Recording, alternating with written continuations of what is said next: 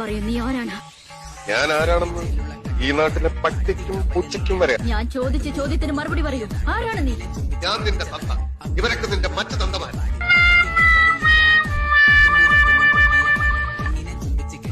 ഇവിടെ വന്നവരെല്ലാവരും എനിക്ക് ഉപഹാരങ്ങൾ തന്നു, നിങ്ങൾ മാത്രം ഒന്നും തന്നില്ല. ഞാൻ ചോദിക്കുന്നത് തരുമോ? എന്താ വേണ്ടതെന്ന് ഞാനല്ലേ ചോദിക്കേണ്ടത്? അമ്പിളി അമ്മ അവനെ പിടിച്ചു തരാൻ പറയും, ഞാൻ പിടിച്ചു തരാം. പാൽക്കടൽ കടഞ്ഞ് വെണ്ണ എടുത്തു തരാൻ പറയും, ഞാൻ എടുത്തു തരാം.